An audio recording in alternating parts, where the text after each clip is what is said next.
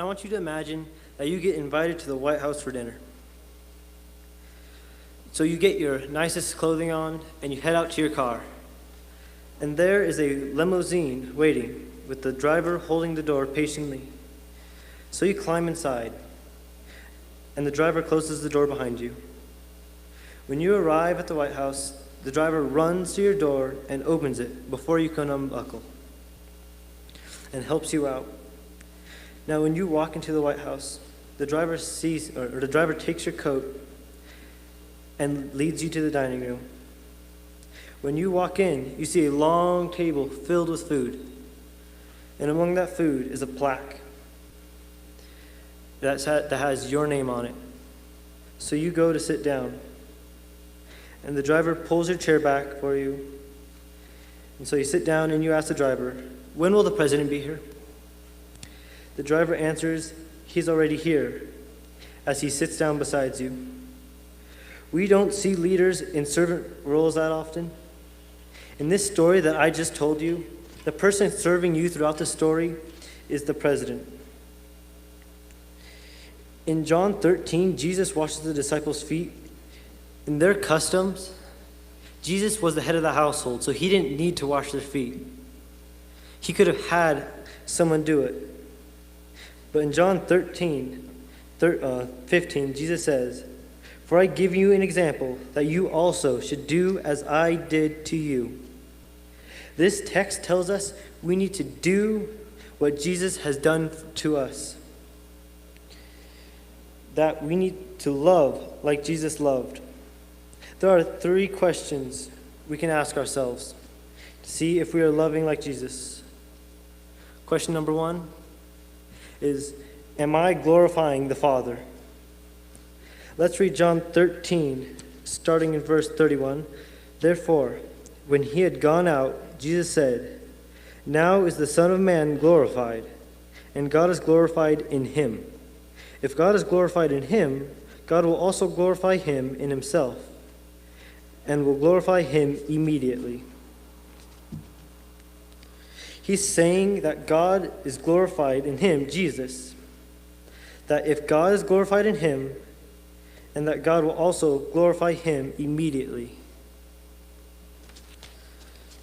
In this passage, we see Jesus glorifying God. When we turn to Acts 4:21, Acts 4:21, it reads, when they had threatened them further, they let them go, finding no basis on which to punish them, on account of the people, because they were glorifying God and what had happened. When we look at this verse, we see non-Christians glorifying God. In this next verse, we see the why they are glorifying God in Acts 4:22. For the man who's more than 40 years old, on whom this miracle of healing had been performed. We are seeing that they are glorifying the Father after seeing his power firsthand. If they are glorifying God, imagine how we could be glorifying God. The second question, the first question that we should be asking ourselves is, am I glorifying God? And the second question is, am I obeying God? Am I obeying God the Father? John 13:34 says, "A new commandment I give to you, that you love one another, as I have loved you, that you also love one another."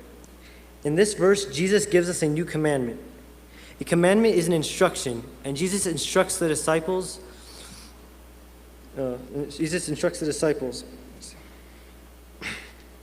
And the disciples obeyed him.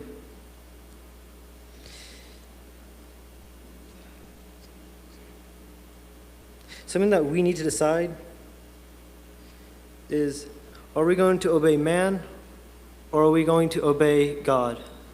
An example that I can give is, let's say your boss, he wants you to work Sunday mornings. That's an example of man wanting you to obey them. And that is my second question. Are we going to obey man, or are we going to obey Christ to love one another? Third, am I showing the Father? John 13:35 reads, "By this all men will know that you are my disciple, if you have love for one another." Jesus is telling us that by our love, people will know that we are his disciples. There's a song that says, "They will know we are Christians by our love." So are we showing our love? Colossians 3:14 says, "Put on love, which is perfect beyond unity." Are you putting on love? Can people tell that you are a disciple of Christ by the way you love? Think to yourself, am I glorifying the Father? Am I obeying the Father? And am I showing the Father? When you go home today, ask yourself these 3 questions. Thank you.